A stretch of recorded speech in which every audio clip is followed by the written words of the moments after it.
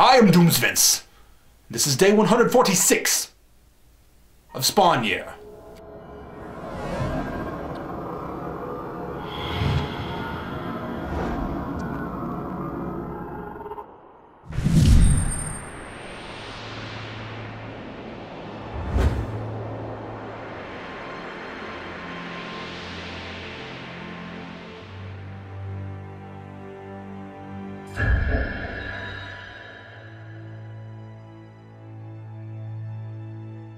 Serendipitous. It's a week after the last day Doomsvince's pointless rules forbade me to use that word in these journals, and after the initial urge to shoehorn that word into every other sentence, for the first few days I wasn't allowed to use it, even though I never had occasion to use that word before. I got swept up in the allure of stuff to do in that game room, and I came to forget all about it. But I found that juvenile list of dumb directives today, and I decided, by God, today I'm saying serendipitous. Wasn't it quite serendipitous that after 6 days of watching Great Spawn on television and then being humiliated by Doomsvince, the very next issue I read more or less brought Spawn to the same interesting crossroads I'd left him in Paradise? And isn't it also somewhat serendipitous that today's issue of Curse of the Spawn is a return to the writing of Mr. Alan McElroy, who I developed an immense respect for watching the first season of the TV show. That line he gave Clown about Shakespeare was inspired. That's not to say I've been impressed with all of his comic work, but in Curse of the Spawn, he's working within a pretty constrictive format in a totally inconsistent universe.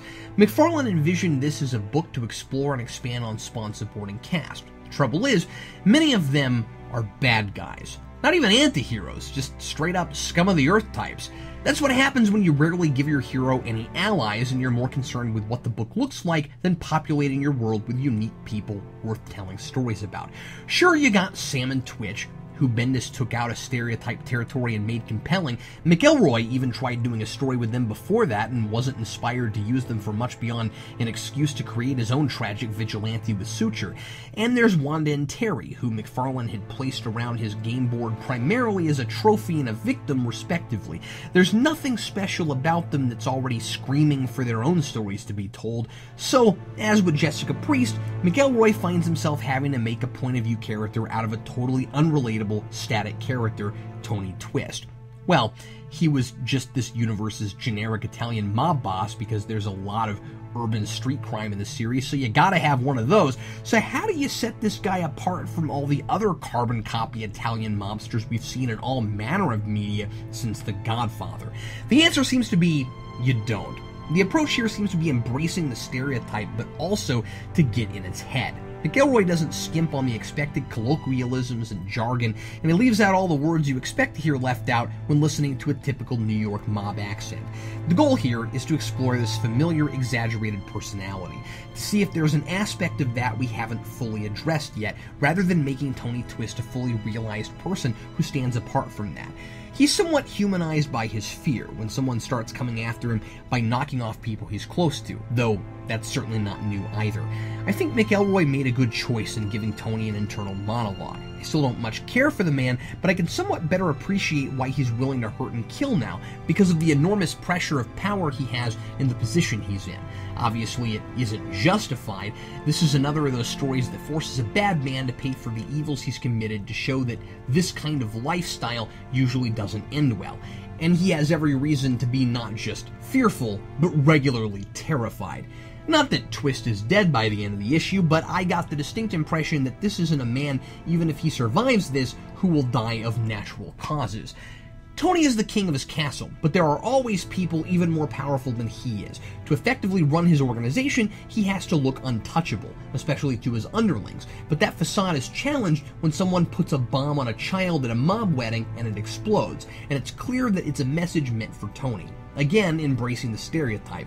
It's always a mob wedding. Someone in these stories always gets slaughtered at one of those.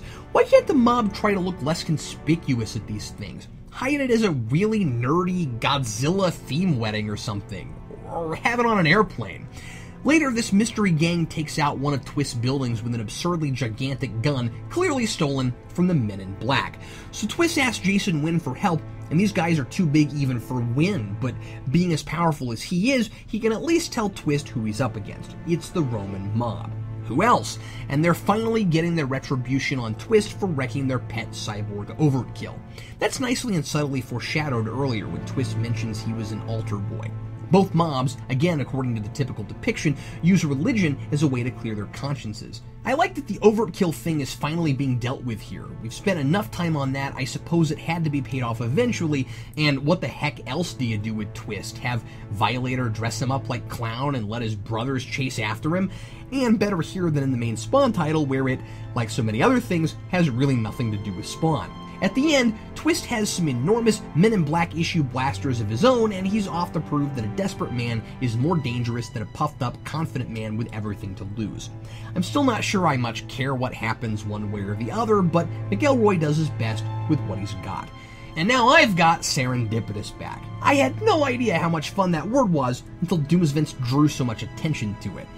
That's a wasted rule now, Doomsvince. Too bad you didn't think to write one that might matter the other 7 months of Spawn year. Signed, Captain Logan.